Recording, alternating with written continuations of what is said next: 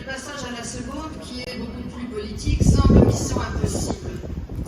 Avec la question du désarmement du Hamas, qui a repris le contrôle de la partie non occupée par l'armée israélienne, c'est-à-dire la moitié environ. Et il demande, je cite, qui va désarmer le Hamas comme le prévoit l'accord de Sharm el-Sheikh? Les États-Unis et Israël ont refusé de laisser faire l'autorité palestinienne de Mahmoud Abbas. La force internationale qui tarde à voir le jour? Difficile de voir des soldats arabes, quelle que soit leur nationalité, tirer sur des Palestiniens après ce qu'ils ont subi. Il ne reste donc que les Israéliens, bien qu'en 2 ans d'une guerre sans pitié, ils n'ont pas réussi à éliminer le Hamas. Il n'y a pas qu'à Gaza que la situation est catastrophique. En Cisjordanie aussi, les raids de l'armée israélienne se multiplient, surtout au nord. On compte 40 enfants assassinés depuis le début de l'année 2025. Quant aux prisonniers, j'ai parlé des corps qui ont été rendus par Israël et qui étaient dans un état catastrophique. Les prisonniers sont torturés dans les prisons. C'est complètement documenté maintenant par les rares avocats qui peuvent pénétrer. Mais pas que. Ben Gvir s'en vante. Aujourd'hui, il a fait des déclarations complètement insensées en disant que c'était fini le Club Med pour les prisonniers et que maintenant ils allaient voir ce qu'ils allaient voir. Quand on sait déjà la situation dans laquelle ils sont, dans la violence pénitentiaire absolument incroyable qu'ils subissent, on a lieu de tout craindre.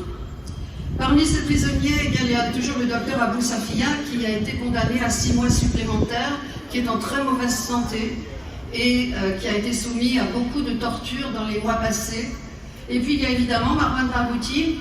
Marwan Barghouti, le Mandela palestinien, celui qui pourrait unifier tout le mouvement palestinien autour de sa personne, qui est dans la liste des prisonniers réclamés par le Hamas pour la libération, et Israël évidemment a dit non, parce qu'Israël ne veut pas la paix.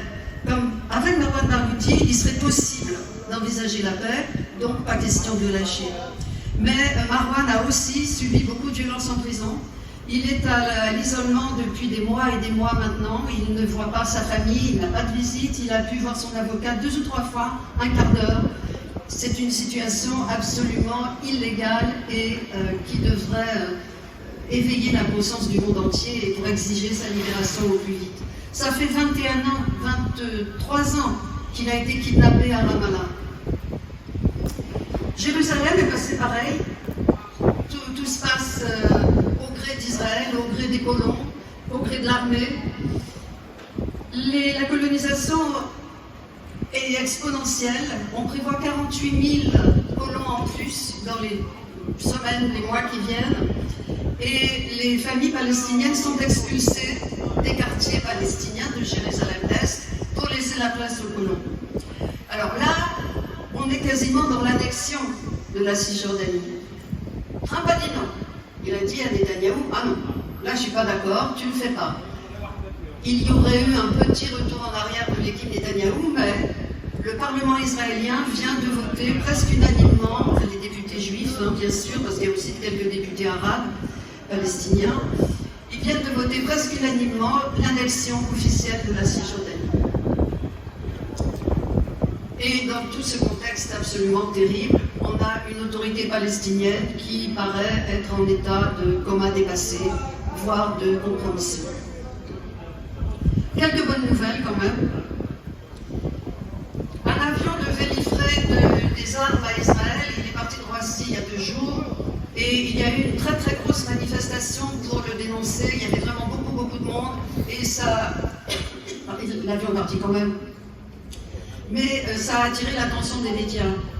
De même, il devait y avoir à Marseille et à Neuilly des événements organisés par une espèce de structure pro-Israël en France pour participer au bien-être des soldats israéliens, pour leur apporter des soins psychologiques, etc. Et les oppositions ont été tellement fortes que les 2 événements ont été annulés. Et pourtant, c'était pignon sur rue. Hein. Et en plus, pour les gens qui donnaient de l'argent, c'était déductible des impôts.